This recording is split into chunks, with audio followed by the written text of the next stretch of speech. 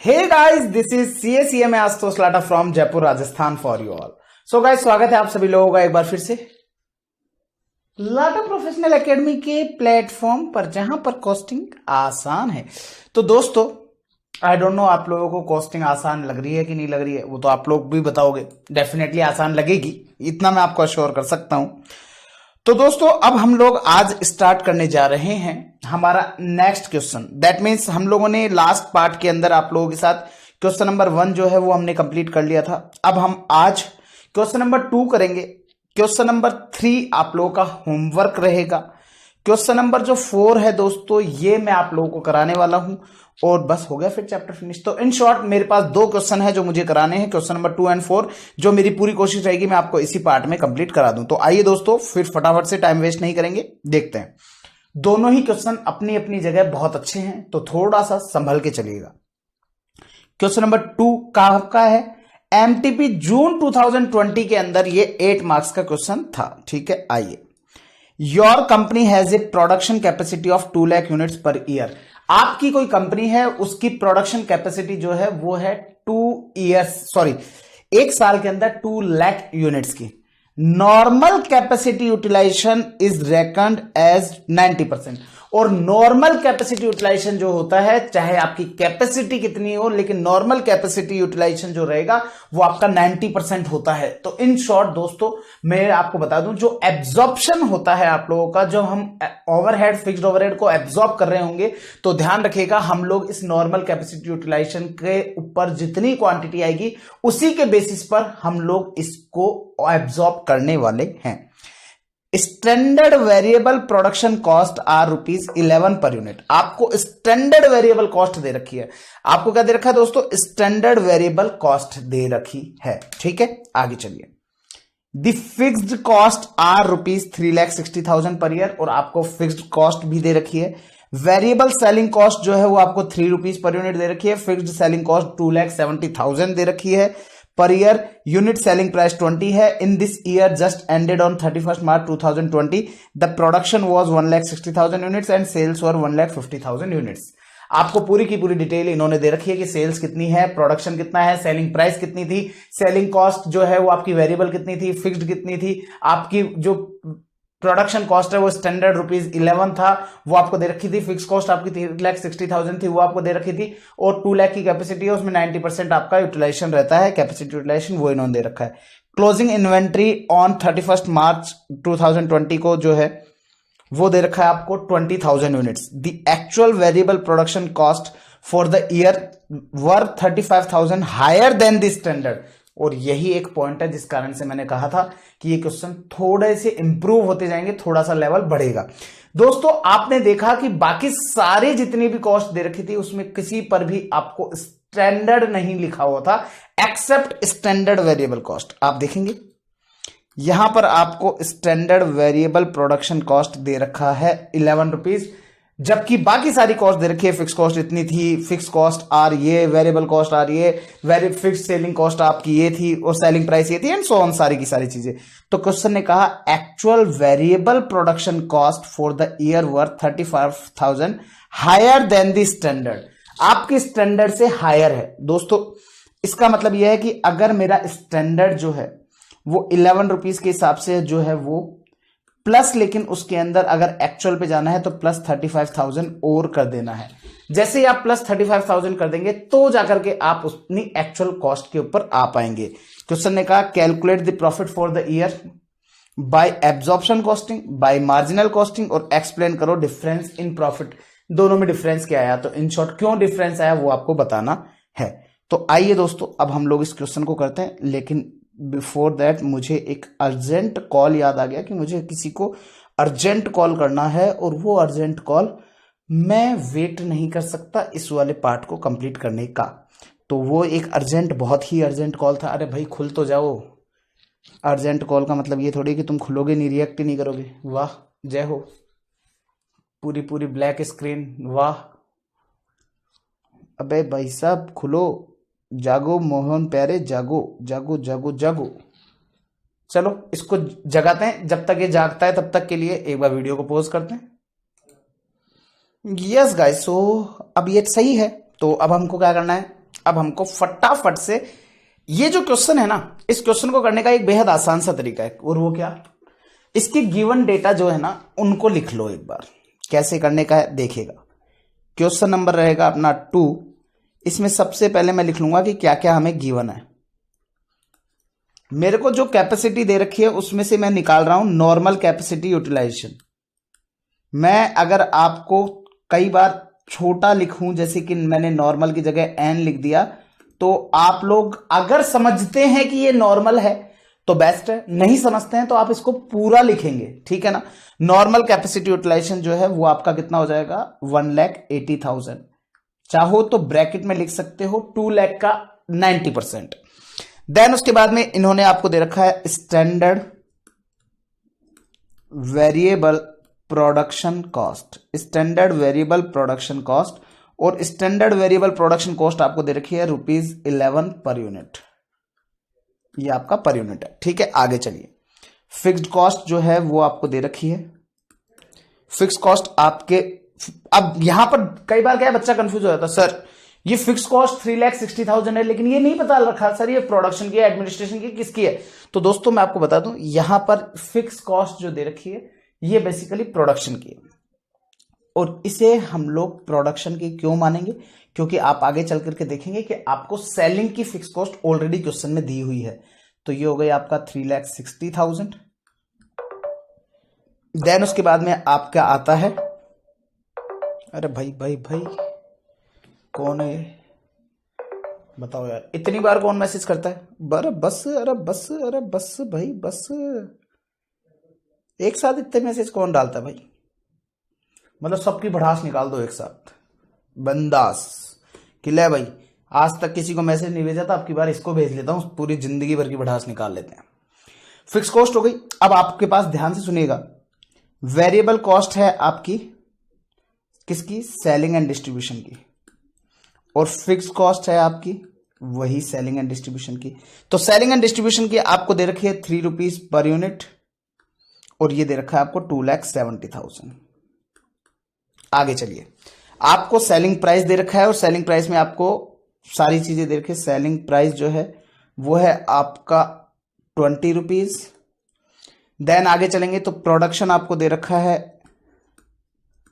और प्रोडक्शन आपको दिया हुआ है 1,60,000 का, और सेल्स जो है वो है 1,50,000 की।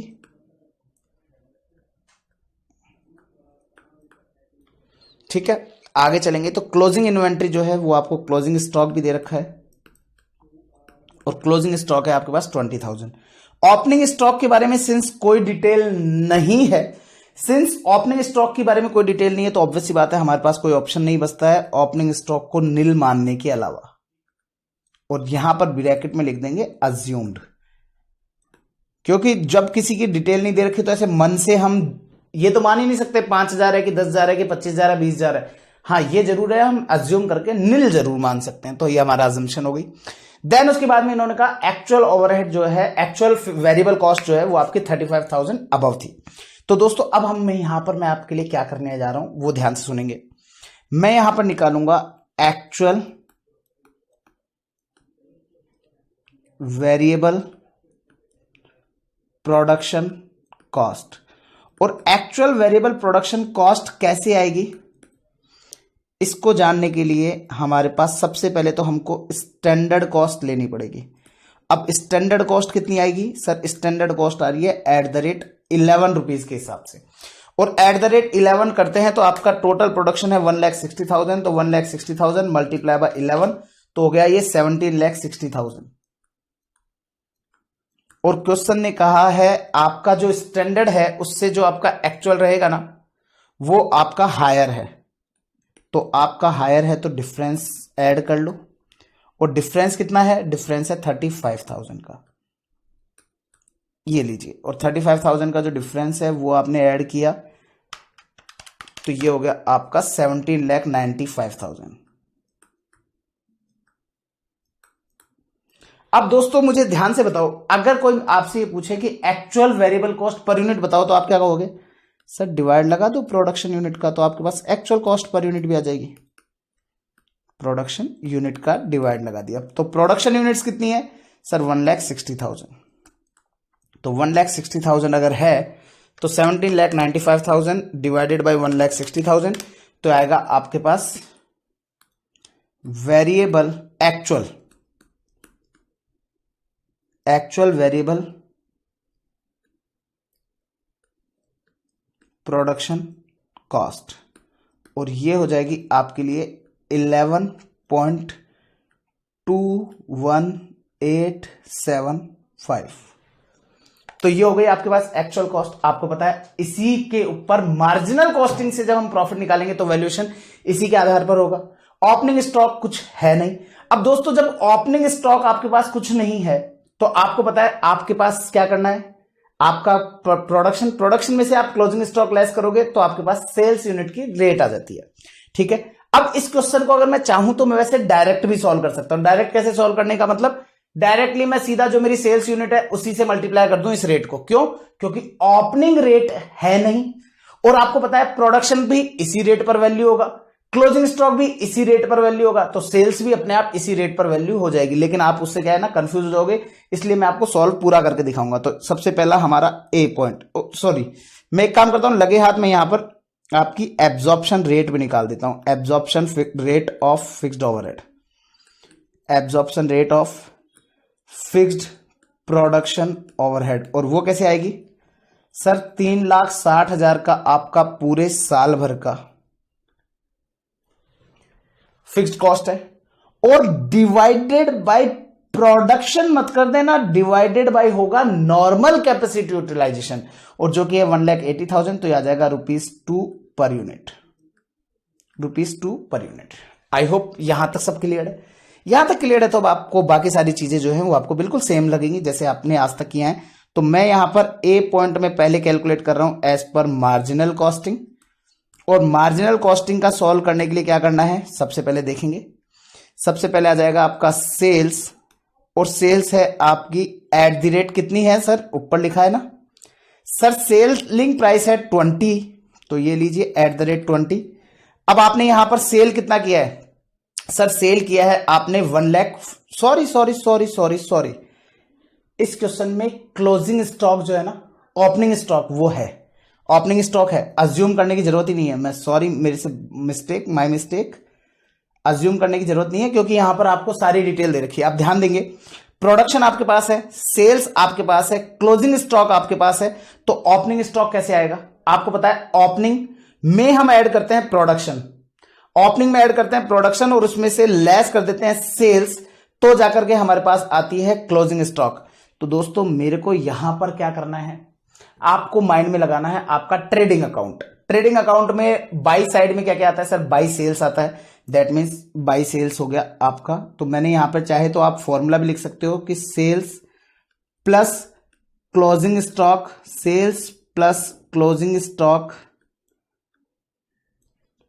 इसमें से आप माइनस कर दोगे आपका प्रोडक्शन। सर ऐसा कैसे फॉर्मूला बनाया आपने? दोस्तों ट्रेडिंग अकाउंट याद करो, ट्रेडिंग अकाउंट को अगर हम बात करते हैं तो ट्रेडिंग अकाउंट की क्वांटिटी कॉलम क्या कहती है कि क्रेडिट साइड में जो है, क्रेडिट साइड जो आपका होता है ना, क्रेडिट साइड, क्रेडिट आपको क्रेडिट साइड में मिलेगा सेल्स, क्रेडिट साइड में मिलेगा क्लोजिंग स्टॉक, डेबिट साइड में आपको ऊपर मिलता है ओपनिंग स्टॉक, और इधर आती है प्रोडक्शन। अब मुझे एक चीज बताओ, अगर इस तरफ आपके सेल्स आता है, प्रोडक्शन आता है, सेल्स आता है, क्लोजिंग स्टॉक आता है, तो सेल्स प्लस क्लोजिंग स्टॉक, इधर आपके 2 आइटम आते हैं, इधर के 2 आइटम और इधर के 2 आइटम दोनों का टोटल सेम होगा। तो आपको पता है सेल्स 150 की है, क्लोजिंग स्टॉक आपको दे रखा है 20 का, तो दैट मींस आपका क्रेडिट साइड बोलती है कि 1,70,000 यूनिट्स होगी। इधर आप बात करते हैं प्रोडक्शन की, तो प्रोडक्शन है आपका 1,50,000 या 150 है, नो आपकी सेल्स 150 है, क्लोजिंग 20 है, तो इस साइड का टोटल 170, इधर आपका प्रोडक्शन जो है वो 160, तो दैट मींस 10,000 हो जाएगा आपका ओपनिंग स्टॉक। 10,000 का ओपनिंग स्टॉक हो जाएगा। अब चाहे तो आप क्रॉस चेक कर सकते हो, 10,000 में हमने 10,000 का ओपनिंग था, 1,60,000 हमने और बना दिए, तो टोटल हमारे पास 170 हो गए। इसमें से हमने 150 बेच दिए, तो हमारे पास 20 का क्लोजिंग स्टॉक बच गया। चाहे तो चेक करके आ सकते हैं, यही आ रहा है, क्लियर है। तो अकॉर्डिंगली ये 10,000 आ जाएगा, इस चीज का ध्यान रखेंगे। ठीक है, आइए अब आपको पता है सेल्स एट द रेट 20 वो कितनी है, सेल्स है सर आपके पास सेल्स 150 के हिसाब से, तो ये हो जाएगा सर 1,50,000, तो ये 30 लाख आ जाएगी। इस 30 लाख में से हम लोग माइनस करेंगे variable cost of good sold, और उसके लिए हम क्या करेंगे, उसके लिए हम बनाएंगे वर्किंग नोट। ये बाद में वर्किंग नोट में निकालेंगे। फिर लेस कर देंगे इसमें से variable cost of selling, variable cost of sales. तो सेल्स की वेरिएबल कॉस्ट कितनी दे रखी है सर, आपको सेलिंग कॉस्ट दे रखी है, ये रही सर 3 रुपीज पर यूनिट, तो 3 रुपीज, और ये एप्लीकेबल किस पर होगा सर, सेल पर, तो सेल है आपकी 1,50,000, तो ये हो जाएगा 4.5 लाख। और कोई वेरिएबल कॉस्ट नो सर नहीं दे रखी। जैसे ही आप लेस कर देंगे तो आपके पास एक फिगर आएगा जिसको आप लोग बोलेंगे कॉन्ट्रीब्यूशन। क्या बोलेंगे दोस्तों, कॉन्ट्रीब्यूशन। और कॉन्ट्रीब्यूशन कितना आएगा अभी हमें नहीं पता, मुझे कुछ पेजेस ऐड करने पड़ेंगे, तो मैं पेजेस ऐड कर लेता हूं। इंसर्ट पेज, कितने पेज सर, 4 पेज ऐड कर लेते हैं या 5 पेज ऐड कर लेते हैं। ये हो गया, मेरे को पेज चाहिएगा ग्रिड वाला, पेज चाहिएगा मेरे को नोटबुक वाला, और ये लीजिए मैंने टिक, ये मैंने पेज ऐड कर दिए हैं। कंट्रीब्यूशन में से जैसे ही आप यहां से फिक्स्ड कॉस्ट लेस कर देते हैं, और फिक्स्ड कॉस्ट मेरे पास 2 हैं, प्रोडक्शन की 3,60,000, सेलिंग एंड डिस्ट्रीब्यूशन की 2,70,000, और इन दोनों को आप जब ऐड कर देते हैं दोस्तों तो आपके पास टोटल फिक्स कॉस्ट आ जाती है, और टोटल फिक्स कॉस्ट आ जाती है आपके पास 6,30,000 की। और जैसे ही आप इसमें से ये लेस कर देंगे तो आपके पास आ जाएगा प्रॉफिट। तो इन शॉर्ट आप देख रहे हो केवल और केवल जो काम है वो किसका है, variable cost of goods sold का। आइए दोस्तों वर्किंग नोट, सबसे पहला यहां आ जाएगा particulars, quantity, rate and rupees. इसमें सबसे पहले ऊपर ही ऊपर हम लोग लिख लेंगे हमारा ओपनिंग स्टॉक। दोस्तों आपको पता है ओपनिंग स्टॉक हमने अभी अभी निकाला है 10,000, उस पर क्या रेट लगेगी सर, 11 लगेगी। कैसे सर, 1.1 लाख। ऐसा इसलिए दोस्तों क्योंकि पिछले साल का डेटा नहीं दे रखा, और मैंने आपको बताया था जब पिछले साल का डेटा नहीं होता है तो वेरिएबल कॉस्ट पर वैल्यू करते हैं। क्लियर है। देन ऐड कर दोगे आप अपना production which is equal to 1,60,000। ये लेकिन जो है ना ये वैल्यू किस पर होगा, ये वैल्यू होगा इस पर 11.21875, 11.21875, और इसमें से आप लेस कर दोगे अपना क्लोजिंग स्टॉक, और क्लोजिंग स्टॉक कितना है 20,000। वो किस पर वैल्यू होगा, वही 11.21875 पर। और जैसे ही ये काम हो जाएगा इसमें से ये लेस कर करा के ये आ जाएगी variable cost of goods sold, और वो आएगी आपकी 1,50,000 यूनिट्स के लिए। और कितना आएगा कैलकुलेट कर लेते हैं, 1,60,000 मल्टीप्लाई बाय 11.21875, तो आएगा 17,95,000 यहां पर, और 17,95,000 ये आ जाएगा आपका 224,375। और दोस्तों ये जैसे ही आप लेस कर देंगे तो ये आएगा 16,80,625। एक बार क्रॉस चेक कर लीजिएगा अमाउंट। तो ये आ गया आपकी कॉस्ट, यहां आ जाएगी 16,80,625 लाख, क्योंकि सारे के सारे रुपीज इन लाख चल रहे हैं ना इसलिए। तो ये आपका आ जाएगा 8,69,375, और इसमें से जब आप 6,30,000 लेस कर देते हैं तो आएगा 2,39,375। चेक कीजिएगा आंसर मैच है, 2,39,375 आंसर मैच है। क्लियर है। चलो ये तो हो गई बात हमारी मार्जिनल कॉस्टिंग की। अब बात कर लेते हैं दोस्तों हमारे एब्जॉर्प्शन कॉस्टिंग की। क्या अंतर है एब्जॉर्प्शन कॉस्टिंग में? केवल और केवल वैल्यूएशन का, बस उसमें वो फिक्स कॉस्ट के जो ₹2 एब्जॉर्प्शन रेट निकाली थी ना, वो भी ऐड हो जाएगी। एब्जॉर्प्शन कॉस्टिंग, एब्जॉर्प्शन कॉस्टिंग में ध्यान से सुनेंगे, हमने लिया सबसे पहले सेल्स हम लोग ऊपर से एज इट इज कॉपी मार के लेके आ सकते हैं, तो दैट में सेल्स आ जाएगी आपकी 30 लाख। इसमें से आप लेस करोगे आपका adjusted manufacturing cost of good sold, और वो कहां से आएगा? बस वही तो असली खेल है सर। जैसे ही वो आप लेस कर दोगे तो आपके पास आ जाएगा एक फिगर, उसे हम लोग बोलेंगे ग्रॉस प्रॉफिट। उस ग्रॉस प्रॉफिट में से आप लेस करोगे आपके पास किसी भी तरह का एडमिनिस्ट्रेशन का और सेलिंग के कोई भी खर्चे हो तो सेलिंग एंड डिस्ट्रीब्यूशन कॉस्ट, और उसके अंदर हमारा एक फिगर तो होगा वेरिएबल का और एक फिगर होगा हमारे पास फिक्स्ड का। तो वेरिएबल एंड फिक्स्ड, तो वेरिएबल वाला जो है वो हम एज इट इज ऊपर से कॉपी कर लाएंगे। Variable cost of good sold है आपको, sorry variable cost of selling है 4.5 लाख, ये रहा, तो 4.5 लाख, और ये है 2,70,000, 4,50,000 और ये है 2,70,000। और जैसे ही आप ग्रॉस प्रॉफिट में से ये सेल्स के खर्चे को लेस कर देते हैं दोस्तों, तो आपके पास आ जाएगा प्रॉफिट। तो इसका मतलब ये है सर, बाकी सारी चीजों में दिक्कत नहीं है। दिक्कत आती है तो केवल और केवल ये जो variable cost of good sold निकालने में और adjusted manufacturing cost of good sold निकालने में, बाकी तो सारा एज इट इज है, बाकी में तो है क्या। तो आइए दोस्तों अब हम सॉल्व करते हैं।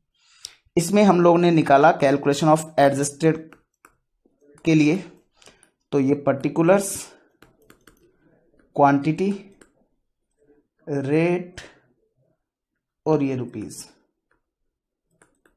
चलो सबसे पहले बात करते हैं ओपनिंग स्टॉक की, फिर उसके बाद में हम लोग ओपनिंग स्टॉक में हम लोग ऐड कर देंगे हमारी प्रोडक्शन, फिर प्रोडक्शन में से हम माइनस कर देंगे हमारा क्लोजिंग स्टॉक, और ये करते ही हमारे पास जो आएगा उसे हम लोग कहेंगे manufacturing cost of goods sold. Manufacturing cost of goods sold, clear है? आगे चलिए।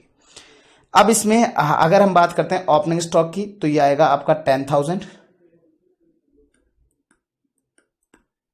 देन 160 एंड 20, 160 एंड 20, तो ये हो जाएगा आपका 1,50,000। रेट की बात करते हैं तो दोस्तों मार्जिनल में 11 लिया था, तो अब इसमें क्या लेना है? कुछ नहीं, ₹2 ऐड कर दो आपने एब्जॉर्प्शन वाले। वहां पर 11.21875 लिया था, तो यहां पर 13.21875 ये ले लो, और यही रेट यहां पर आ जाएगी। अब इसको मल्टीप्लाई कर देंगे तो आपके पास आ जाएगा वैल्यू। कितनी कितनी आ रही है सर? ये तो आ गई 1,30,000। ये जो है ये आ गई सर 13.21875 मल्टीप्लाई बाय 1,60,000, तो ये आ गया आपका 21,15,000, 21,15,000, और ये आ जाएगा आपका 264,375। और जैसे ही आप इसको करेंगे तो ये आ जाएगा 19,80,625।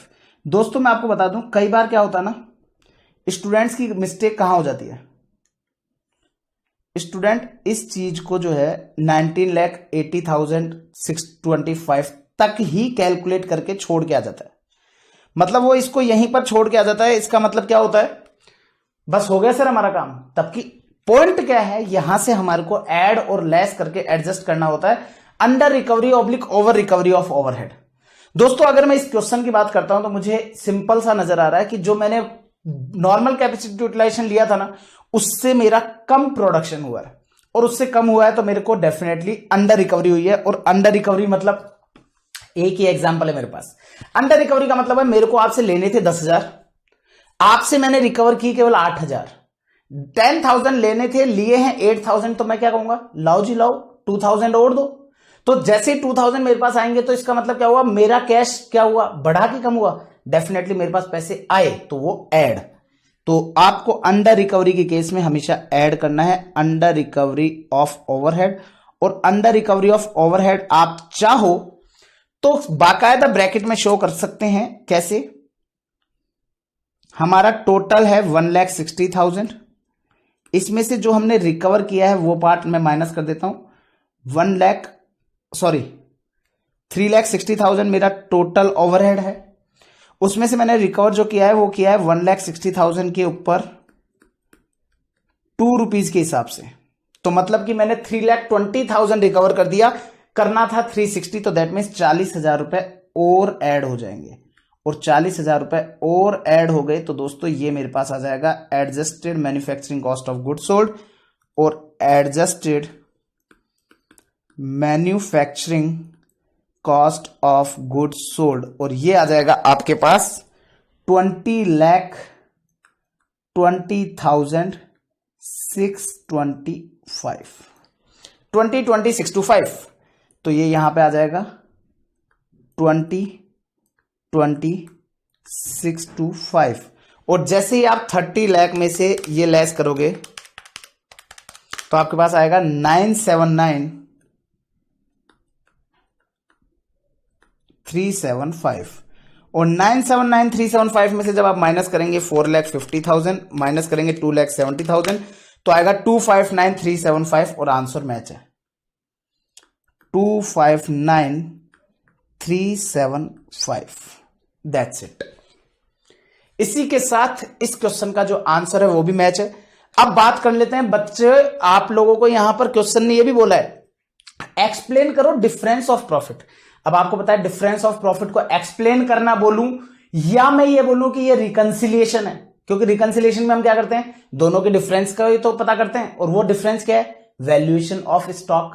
और वैल्यूएशन की बात कर लेते हैं तो दोस्तों आप देखो, अगर मैं एक जगह का प्रॉफिट ले लेता हूं, लेट्स सपोज से मैंने एब्जॉर्प्शन का प्रॉफिट ले लिया। एब्जॉर्प्शन का प्रॉफिट है मेरा 259,375।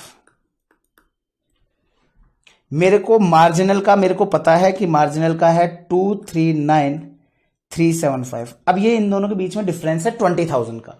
ये क्यों है, क्योंकि दोस्तों एब्जॉर्प्शन कॉस्टिंग के अंदर क्या हुआ था, जो हमने क्लोजिंग स्टॉक है ना उसको ओवर वैल्यू किया था।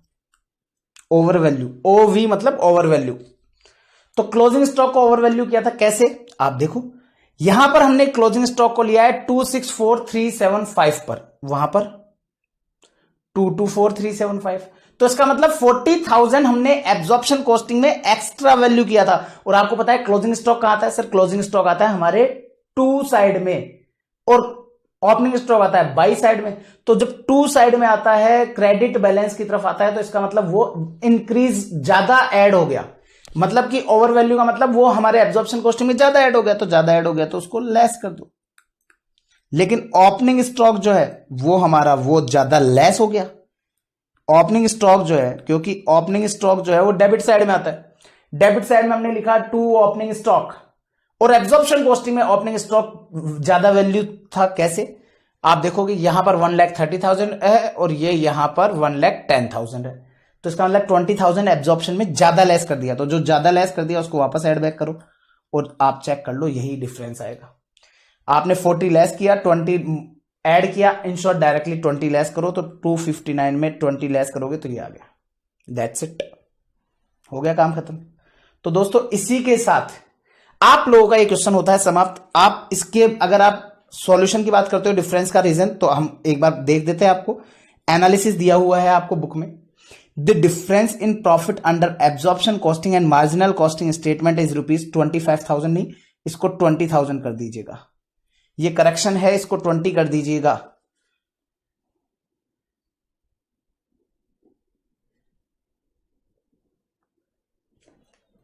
$20,000 mainly due to inclusion of fixed cost in valuation of closing stock under absorption costing and its exclusion in marginal costing। Fix cost का valuation closing stock and opening stock दोनों आएगा।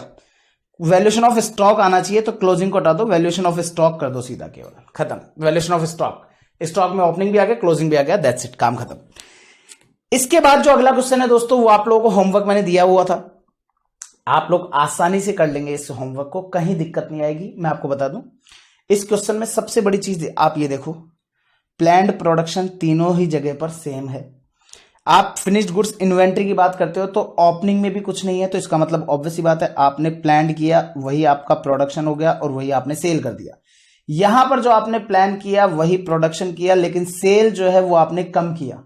तो cell जो आपने कम किया तो आपका डेफिनेटली 750 का स्टॉक क्लोजिंग बच जाएगा, वो क्लोजिंग आपका ओपनिंग बना, फिर आपने प्रोडक्शन किया और फिर आपने 3250 को सेल आउट कर दिया। और इसके लिए आपको सेलिंग प्राइस दे रखी है पूरे हर एक टाइम की एक। मैन्युफैक्चरिंग कॉस्ट जो है वो आपकी मटेरियल, लेबर और वेरिएबल की कॉस्ट दे रखी है, तो 12, 8 एंड 4, तो ये 24 रुपीज आपको दे दी टोटल वेरिएबल कॉस्ट, ये भी इन्होंने दे दी। और ये तीनों ही पीरियड के लिए आपको ईयर 1, ईयर 2, ईयर 3 तीनों के लिए सेम है, बहुत ही बढ़िया। फिक्स्ड मैन्युफैक्चरिंग ओवरहेड के लिए इन्होंने खुद ने रेट निकाल के बताई कि देखो एनुअली 30,000 रुपए मानते हैं, एनुअल प्रोडक्शन हम 35, ये रुपीज नहीं है, रुपीज हटा दीजिएगा, 2500 मानते हैं, तो ये अकॉर्डिंगली 12 रुपीज है। तो टोटल एब्जॉर्प्शन कॉस्ट जो है वो 36 पर होगी। खुद क्वेश्चन बता रहा है कि मार्जिनल कॉस्टिंग में तो 36 पे ले लेना, और आप जब उसको करो तो 24 पे ले लेना। अब बताओ, खुद क्वेश्चन बोल रहा है। और फिर वेरिएबल सेलिंग जो है वो आपको दे रखी है, वेरिएबल सेलिंग कॉस्ट 4 रुपीज के हिसाब से, और फिक्स्ड सेलिंग आपको दे रखा है। क्वेश्चन कहता है एब्जॉर्प्शन कॉस्टिंग से इनकम स्टेटमेंट बताओ, वेरिएबल कॉस्टिंग से मतलब कि मार्जिनल कॉस्टिंग से बताओ, फिर उनको रिकंसाइल करो। ये 3 पार्ट तो आपके होमवर्क हो गए बेहद आसानी से। 4th पार्ट जो है वो हम थ्रूपुट कॉस्टिंग करने के बाद मैं आपको कराऊंगा, ठीक है। चलिए, now let's move to the last question of this chapter. Last question of this chapter, लेकिन मैं आपको बता दूं क्वेश्चन अच्छा है, क्वेश्चन अच्छा है, लेकिन क्वेश्चन अच्छे से पहले एक घूंट पानी की पी ली जाए तो बेटर है।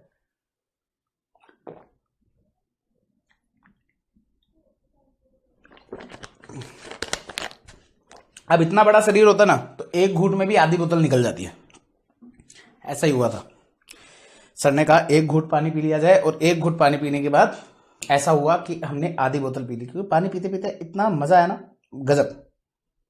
चलिए जी, आइए दोस्तों, अब हम लोग हमारा आगे बढ़ते हैं, और आगे बढ़ते हैं अब हम लोग, और आगे बढ़ेंगे अब इस क्वेश्चन के साथ।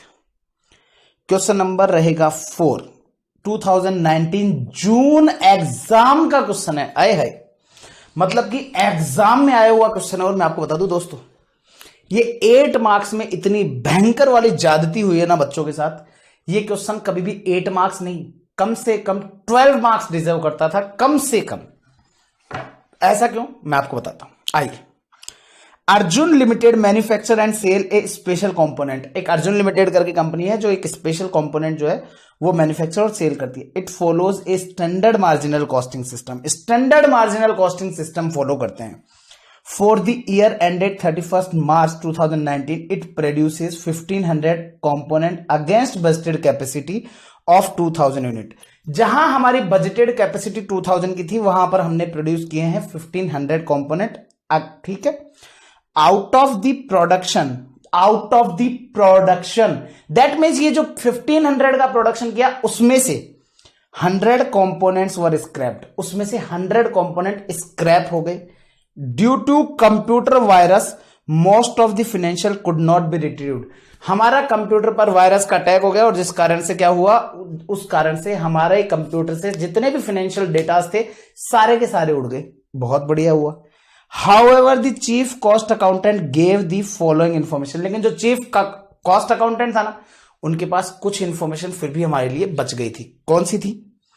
पर्टिकुलर्स रुपीज, सेलिंग प्राइस पर कंपोनेंट, आपको सेलिंग प्राइस दे दी 213 की, डायरेक्ट मटेरियल की टोटल कॉस्ट दे दी 84,000 की। अब मुझे एक चीज बताओ, अगर आपका टोटल प्रोडक्शन हुआ है कितना, 1500 का, 84,000 आपकी पूरे साल भर में पूरी कॉस्ट आई है मटेरियल की, 1500 यूनिट्स आपने कम बनाई है। कई बार बच्चा बोल देता है सर स्क्रैप भी तो हो गई। स्क्रैप बनने के बाद पता चलता है, ठीक है ना, वेस्ट नहीं है। वेस्ट तो क्या होता है, जब हम प्रोसेस के दौरान कोई भी आपका कोई सामान है उसको निकाल रहे हैं। जैसे लेट्स सपोज से मेरे को ये बनाना है, क्या बनाना है आपका, कैलकुलेटर। तो जब मैं प्लास्टिक की एक शीट लूंगा, उस प्लास्टिक की शीट को मैं इसके हिसाब से काटूंगा, फिर उसके बाद में जो हल्की हल्की सी कतरन बच जाएगी ना, मतलब कि बहुत छोटा छोटा सा वेस्ट जो कोई काम ही नहीं आएगा, उसे बोलते हैं वेस्ट। लेकिन कल को पता चला मैंने कैलकुलेटर पूरा बना दिया, बनाने के बाद पता चलता है कि यार ये तो काम का नहीं है, स्क्रैप है, हटाओ, तो वो है स्क्रैप। तो इसका मतलब ये जो पूरा मटेरियल लगा है ये 1500 पे लगा है, 84,000 डिवाइडेड बाय 1500, तो आपके पास एक यूनिट की कॉस्ट हो गई मटेरियल की 56। Got it. आगे चलिए, direct labour cost per component जो है वो क्वेश्चन मार्क है, नहीं पता। Direct labour cost per component कितनी है हमें नहीं पता, कोई बात नहीं, अभी पता लगा लेंगे। लेकिन इन्होंने बोला एक्चुअल एफिशिएंसी जो है ना वो 80% पर है। अब ध्यान से सुनना, मुझे एक चीज आपसे पूछनी है, वो ये कि क्वेश्चन ने बोला है हम स्टैंडर्ड जो कॉस्ट सिस्टम है उसको फॉलो करते हैं। ठीक है, बहुत बढ़िया बात है। स्टैंडर्ड कॉस्ट सिस्टम को फॉलो करने का मतलब है हमारा जितना भी वैल्यूएशन है वो स्टैंडर्ड कॉस्टिंग के आधार पर होता है। Okay, got it. आगे चलिए, वेरिएबल मैन्युफैक्चरिंग ओवरहेड पर कंपोनेंट दे रखा है 15 रुपीज, वेरिएबल मैन्युफैक्चरिंग ओवरहेड है। ओके, वेरिएबल सेलिंग ओवरहेड जो है वो आपको दे रखा है 8 rupees. Okay, fixed selling and administration overhead जो है वो आपको दे रखा है 48,000। फिक्स्ड सेलिंग एंड एडमिनिस्ट्रेशन का फिक्स्ड ओवरहेड जो है मैन्युफैक्चरिंग एब्जॉर्प्शन रेट पर कंपोनेंट, वाह सोने पे सुहागा। मतलब कि आपको क्वेश्चन ने खुद ने एब्जॉर्प्शन रेट दे रखी है 30 रुपीज, और क्वेश्चन ने बोला है on the basis of budgeted capacity. आपको ये बजटेड कैपेसिटी के आधार पर बताई गई है, और बजटेड कैपेसिटी कितनी थी 2000 कंपोनेंट की। तो इसका मतलब अगर कोई मेरे से पूछे कि टोटल ओवरहेड बताओ सर एक यूनिट पर 30 रुपीज का, और ये है बजटेड कैपेसिटी पर कैलकुलेशन, तो इसका मतलब 22,000 के ऊपर ये हो जाएगा सर 60,000। इसका मतलब टोटल फिक्स्ड ओवरहेड। और आपको पता है जब भी हमेशा मैंने आपको बताया था कि अगर फिक्स कॉस्ट आपको पर यूनिट में दी हो तो उसको इमीडिएटली आपको क्या कर देना है, उसको आपको कन्वर्ट कर देना है पूरे के पूरे टोटल में। तो 60,000 हो गया। आपके पास ये है, आपके पास फिक्स्ड सेलिंग है, वेरिएबल सेलिंग कॉस्ट है, वेरिएबल मैन्युफैक्चरिंग कॉस्ट है, आपके पास डायरेक्ट मटेरियल की कॉस्ट भी मैंने पर यूनिट निकाल दी। तो समस्या क्या है सर? समस्या है ये लेबर की कॉस्ट नहीं दे रखी। आगे चलिए, क्वेश्चन ने बोला क्लोजिंग स्टॉक 200 यूनिट्स का है। क्लोजिंग स्टॉक 200 यूनिट्स का है। अब मुझे पहले तो ये बताओ क्या यहां से सेल यूनिट निकल सकती है क्या? क्वेश्चन ने आपको कहीं पर भी ओपनिंग स्टॉक दिया है? नो। क्या क्वेश्चन ने प्रोडक्शन दिया है? यस, 1500 का प्रोडक्शन आपको क्वेश्चन ने दिया है। उसमें से स्क्रैप हो गए थे हमारे 100 यूनिट्स। ओके, तो इसका मतलब सेलेबल कितने हैं? 1400। लेकिन 1400 में से 200 जो है वो तो क्लोजिंग हो गए, तो इसका मतलब सेल आउट कितना किए हैं? 1200 यूनिट सेल आउट किए हैं। और क्वेश्चन ने बोला है ये valued at prime cost for the financial purpose, और ये फॉर द फाइनेंशियल पर्पज इसको जो है इन्होंने इसको वैल्यू किया है at prime cost. That means 18,000 जो वैल्यू किए गए हैं वो किए गए हैं आपके प्राइम कॉस्ट पर। 18,000 रुपीज जो वैल्यू आ रही है वो आ रही है कितने यूनिट के लिए? 200 के लिए। तो क्या आप ये बता सकते हो क्या कि एक यूनिट के लिए प्राइम कॉस्ट जो है वो 90 रुपीज होगी? ऐसा क्यों? क्योंकि आपको 18,000 रुपीज पर वैल्यू किया है क्लोजिंग स्टॉक को, और क्वेश्चन ने कहा है 18,000 यूनिट्स है, सॉरी 18,000 रुपीज है, और ये 200 यूनिट्स के हैं। तो 200 यूनिट्स के 18,000, तो एक यूनिट का 90 रुपीज। क्लियर है? ये क्या आया? 90 प्राइम कॉस्ट। और आप लोगों को इस चीज के बारे में बिल्कुल अच्छे से नॉलेज होगा प्राइम कॉस्ट, क्योंकि बहुत बेसिक टर्म है प्राइम कॉस्ट जो आप लोगों ने इंटर में पढ़ी होगी, which is direct material plus direct labour plus direct expense, इन तीनों को मिलाकर के बनता है आप लोगों का प्राइम कॉस्ट। अब क्योंकि इस क्वेश्चन में आपको किसी भी तरह की डायरेक्ट एक्सपेंस के बारे में डिटेल नहीं है, तो इसका मतलब क्या है? इसका मतलब बिल्कुल सिंपल है सर, ये जो 90 रुपीज की कॉस्ट है जिसे हम प्राइम कॉस्ट कह रहे हैं, इसमें दो ही एलिमेंट है, either material either labour. Material है और लेबर है। मटेरियल पर यूनिट कितना है सर? हमें पता है 56। तो अब मुझे एक चीज बताओ, अगर टोटल प्राइम कॉस्ट है 90, आपका उसमें से मटेरियल है 56, तो क्या आप लोग ये बोल सकते हो क्या कि सर 34 रुपीज जो है वो लेबर के हैं? क्या 34 रुपीज लेबर के बोल सकते हो? यस। तो आइए फिर रिक्वायर्ड प्रिपेयर कीजिए profitability statement as per marginal costing 1, absorption costing 2 and the actual profit and loss भी बताइए थर्ड पॉइंट पर। और क्वेश्चन बोलता है रिकंसाइल करो actual profit with that of the break even profit under marginal costing. जो marginal costing के अंदर जो ब्रेक इवन प्रॉफिट होता है, और ब्रेक इवन प्रॉफिट आप सब लोग जानते हैं, at break even point company earns 0 rupees. Zero कितना? 0। ब्रेक इवन पर 0 रुपए कमाती है कंपनी, क्योंकि break even is a point जहां पर total cost and total sale both are equal, that means break even point is a point जहां पर कंपनी को ना तो प्रॉफिट हो रहा होता है ना लॉस हो रहा होता है, तो that means sale is equal to cost. तो ये बात हो गई है सारी की सारी कंप्लीट। अब मुझे बताओ इस क्वेश्चन में क्या लगा, बहुत कुछ है इस क्वेश्चन में, आइएगा देखिएगा। आइए आइए और आइए, last question of this chapter, question number रहेगा आपका 4। दोस्तों इसमें कुछ वर्किंग नोट्स मैं बनाऊंगा, तो सबसे पहले मैं कुछ वर्किंग नोट बनाऊंगा और वर्किंग नोट में मैं निकालूंगा सबसे पहला तो सेल्स क्वांटिटी। सेल्स क्वांटिटी कैसे आएगी सर, टोटल प्रोडक्शन जो है वो हमारे को दे रखा है and production is equal to 1500 units. इसमें से अगर मैं स्क्रैप यूनिट लेस कर दूं तो मेरे पास आ जाएगी सेलेबल यूनिट, दैट मीन्स 1400। और सेलेबल में से अगर मैं मेरा क्लोजिंग स्टॉक लेस कर दूं जो कि है 200, तो मेरे पास नेट जो है वो 1200 यूनिट बच जाएगी और उसे हम लोग क्या बोलेंगे, सेल्स क्वांटिटी। क्या बोलेंगे, सेल्स क्वांटिटी। तो सेल्स क्वांटिटी आपके पास है, ठीक है, प्रोडक्शन है, स्क्रैप है, क्लोजिंग स्टॉक है, सेल्स क्वांटिटी आ गई। दूसरा point working note number 2। Working note number 2 जो रहेगा उसमें हम लोग करेंगे calculation of standard labour cost. Sir standard क्यों बोल रहे हो, क्योंकि क्वेश्चन ने बोला है we are following standard costing, तो calculation of standard labour cost. और स्टैंडर्ड लेबर कॉस्ट के लिए सबसे पहले मैं क्या करूंगा, ए पॉइंट में मैं निकालूंगा प्राइम कॉस्ट। और प्राइम कॉस्ट कैसे आएगी, प्राइम कॉस्ट आएगी value of closing stock, value of closing stock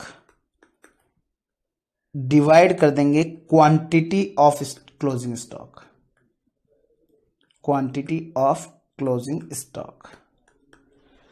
तो ये कितनी आ जाएगी, वैल्यू ऑफ क्लोजिंग स्टॉक जो है वो है हमारे लिए 18,000 और जो क्वांटिटी है वो है आपके लिए 200 यूनिट्स, तो ये हो जाएगी आपके लिए ₹90। डन है। अब दोस्तों आपको पता है, आप चाहो तो एक तो ऊपर है ना सेल्स क्वांटिटी में, यहां पर एक तो ये लिख लीजिएगा अज्यूम ओपनिंग स्टॉक नील, क्योंकि ओपनिंग स्टॉक दिया हुआ नहीं था तो ओपनिंग स्टॉक को हमने 0 माना है। अब मैं यहां पर बी पॉइंट में कैलकुलेट करूंगा और बी पॉइंट क्या होता है, prime cost is equal to होता है direct material plus direct labour plus direct expense. और मैं यहां पर ब्रैकेट में लिख दूंगा अज्यूम नो डायरेक्ट एक्सपेंस, क्योंकि क्वेश्चन ने नहीं दिया तो भैया अज्यूम ही करना पड़ेगा, इसके अलावा ऑप्शन भी क्या है, ऐसे मन से ऐसे थोड़ी मान सकता हूं 2 रुपए होगा, 10 रुपए होगा, 5 रुपए होगा, नहीं मान सकता, तो ऑब्वियस ही बात है इसको नील मानना पड़ेगा। क्लियर है, आगे चलिए। अब हम क्या करेंगे, प्राइम कॉस्ट कैसे आती है, डायरेक्ट मटेरियल प्लस, तो डायरेक्ट मटेरियल निकालेंगे। डायरेक्ट मटेरियल कैसे आएगा सर, हमको टोटल दे रखा है डायरेक्ट मटेरियल है 84,000 का, और दोस्तों 84,000 में जब आप अपने टोटल प्रोडक्शन 1500 यूनिट्स का डिवाइड लगा देंगे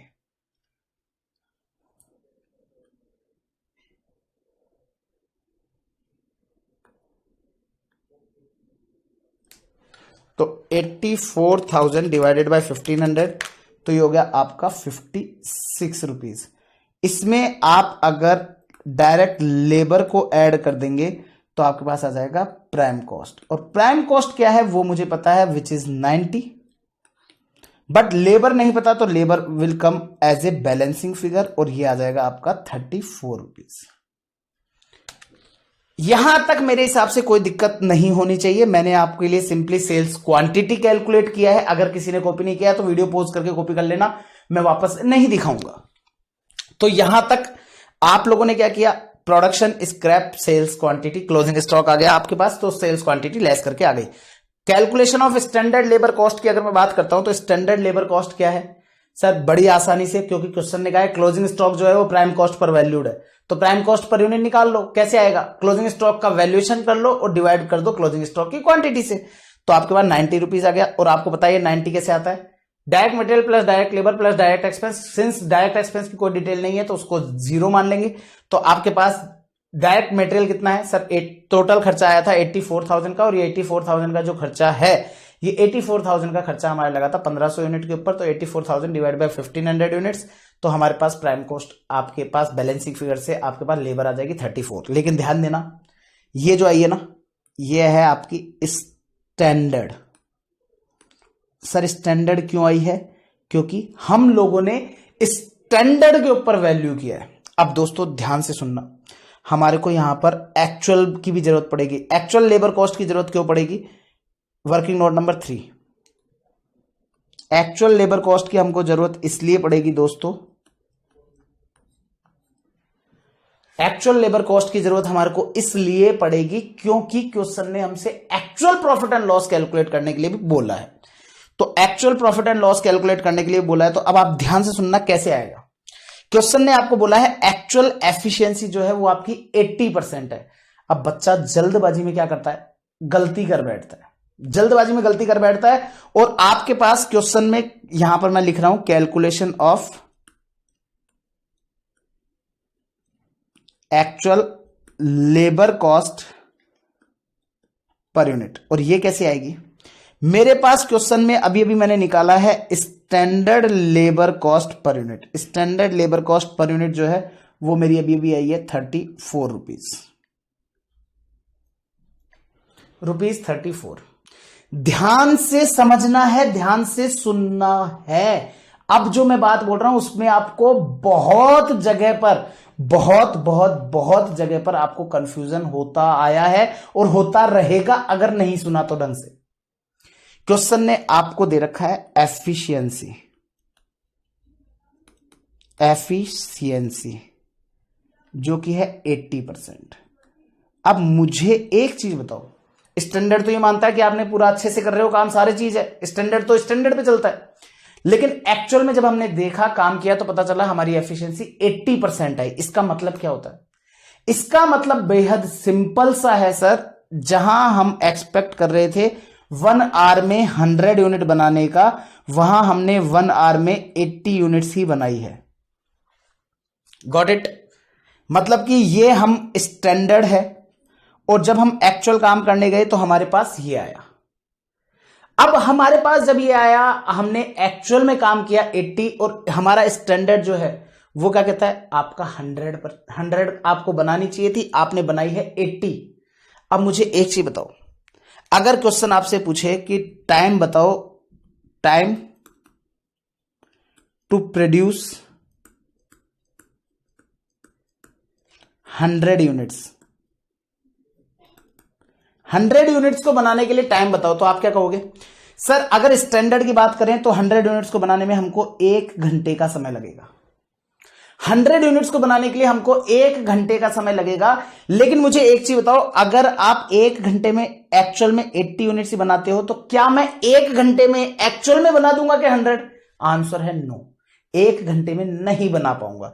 तो सर 1 घंटे में हम कितनी यूनिट बना रहे हैं, 80, तो 100 यूनिट्स को बनाने के लिए कितना समय लगेगा? सिंपल सी चीज है सर, 100 यूनिट्स बनानी है, 1 घंटे में अगर 80 बनाता हूं तो सर मेरे को 100 डिवाइडेड बाय 80, सर मुझे कहीं ना कहीं 1.25 आवर्स लगेंगे। हमको कहीं ना कहीं 1.25 आवर्स लगेंगे।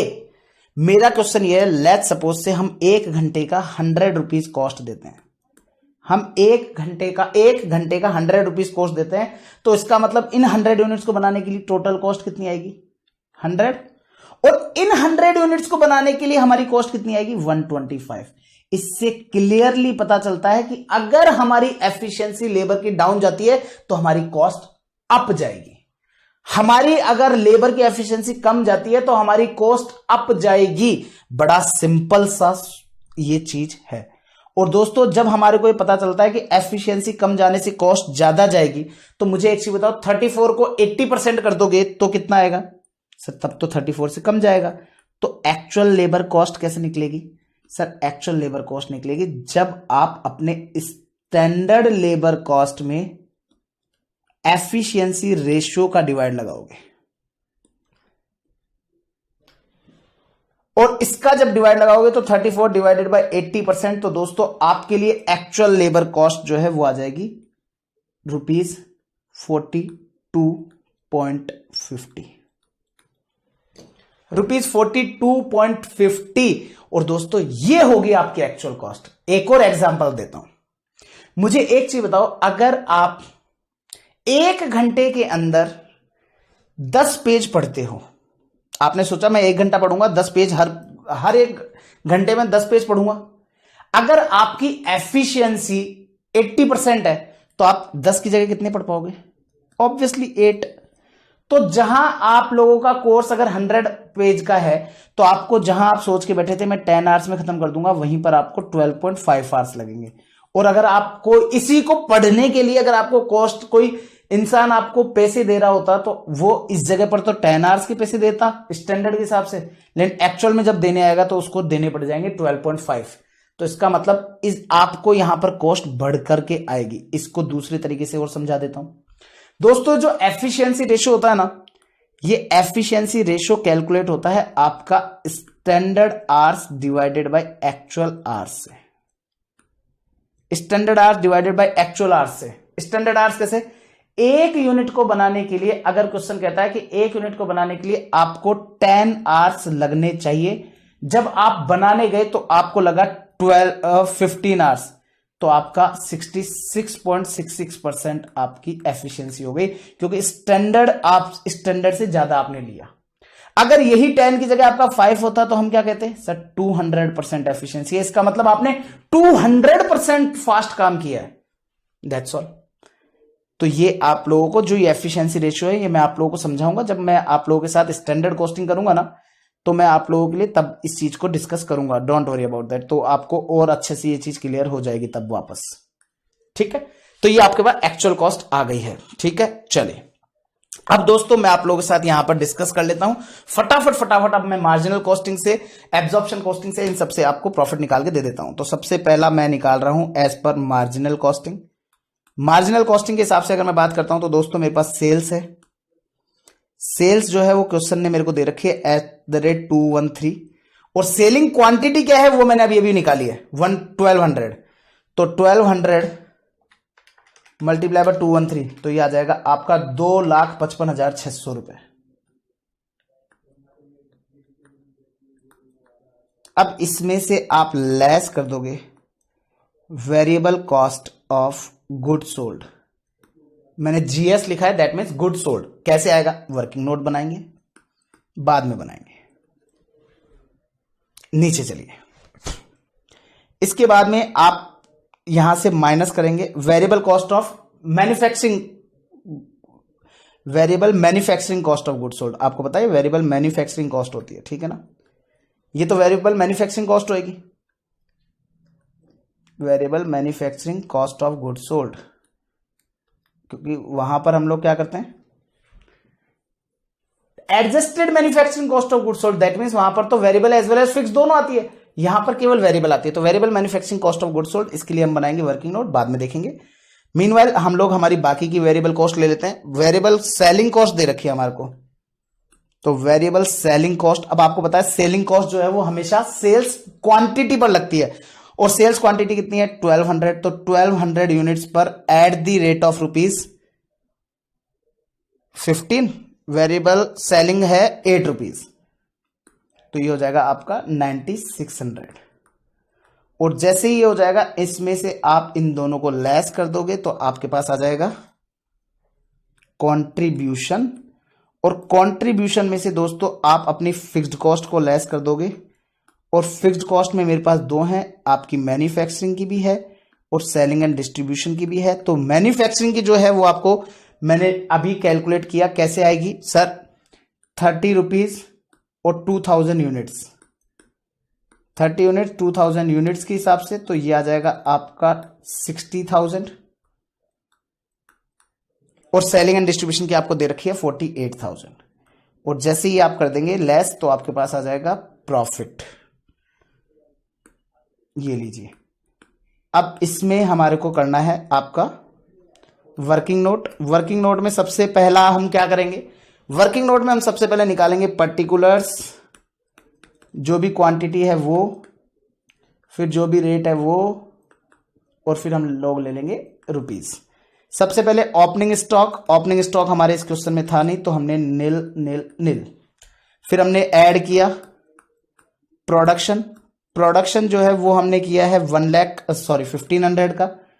और यहां पर हमारी जो वेरिएबल कॉस्ट है, ध्यान से सुनिएगा, वेरिएबल कॉस्ट यहां पर प्राइम कॉस्ट तो है ही है, लेकिन मैंने क्या लिया है नाम, मैं यहां पर लेता हूं variable manufacturing cost of goods sold.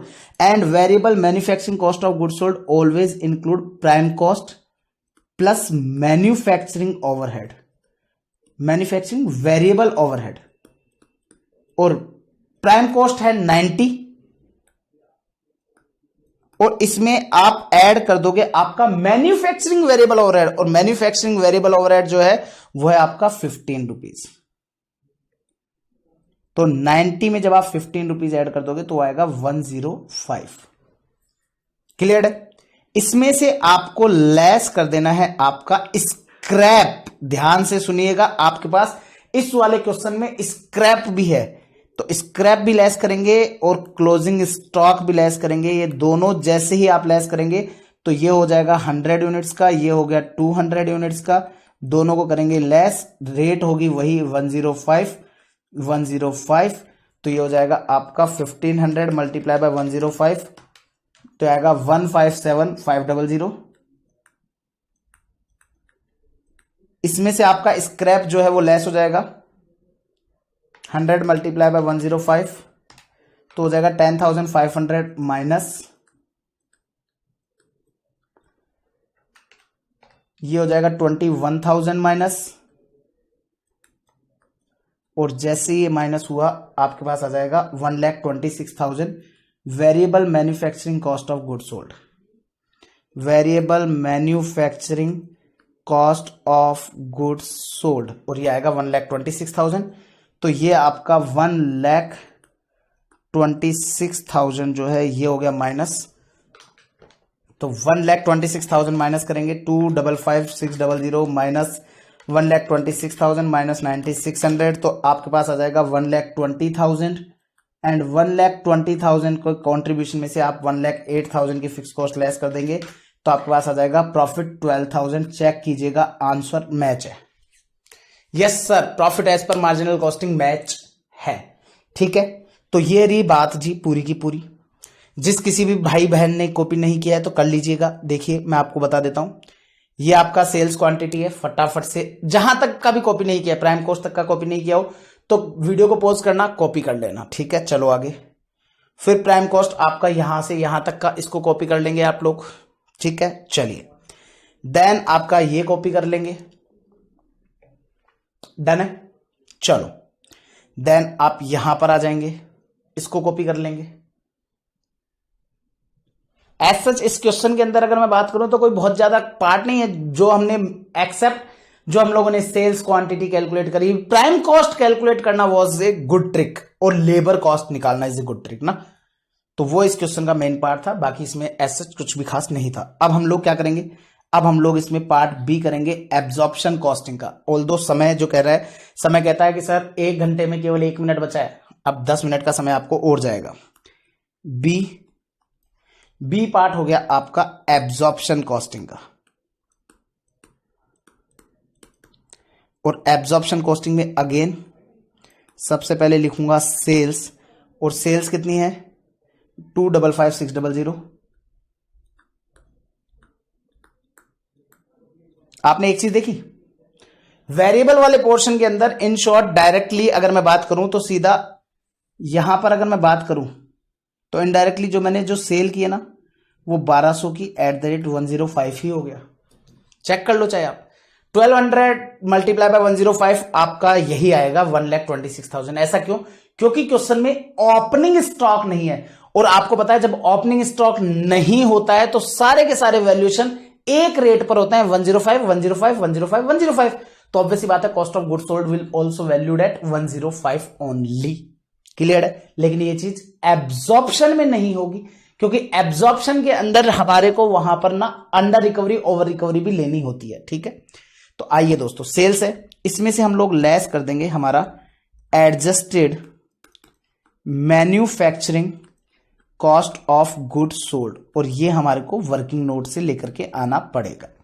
ये वर्किंग नोट से लाएंगे। देन उसके बाद में दोस्तों जैसे ये आ जाएगा हमारे पास, इसमें से हम लोग लेस कर देंगे इसको, तो ये आ जाएगा हमारे पास ग्रॉस प्रॉफिट। ग्रॉस प्रॉफिट में से हम लोग लेस करेंगे हमारा एडमिनिस्ट्रेशन का कोई खर्चा है क्या? No sir. वेरिएबल का खर्चा है? Yes sir. तो आपका सेलिंग एंड डिस्ट्रीब्यूशन का खर्चा लेंगे, और वो आपका variable as well as fixed दोनों लेते हैं। तो वेरिएबल पोर्शन उसका जो है, वेरिएबल पोर्शन उसका हो जाएगा कितना? सर ऊपर से देख लाओ ना, कॉपी कर लो सर, चीटिंग कर लो। 9600 और इधर है 48,000, तो 9600 और इधर से है 48,000, तो ये मैंने ले लिया 57,600। इसके अलावा और कोई कॉस्ट लेस नहीं होगी, और इससे आ जाएगा हमारे पास प्रॉफिट। बस समस्या कहां पर आती है? समस्या तो केवल उसी में आती है, adjusted manufacturing cost of goods sold में। लेकिन इस वाले चैप्टर, इस वाले क्वेश्चन में उसमें भी बहुत ज्यादा नहीं आएगी। कैसे? देखिएगा, हमारा वर्किंग नोट आ गया, पर्टिकुलर्स, पर्टिकुलर्स के बाद में क्वांटिटी, क्वांटिटी के बाद में रेट, रेट के बाद में रुपीस। ओपनिंग स्टॉक कुछ है नहीं, प्रोडक्शन ऐड कर देंगे। ध्यान से सुनिएगा, प्रोडक्शन ऐड, प्रोडक्शन कितनी क्वांटिटी का था? सब प्रोडक्शन है 1500 का।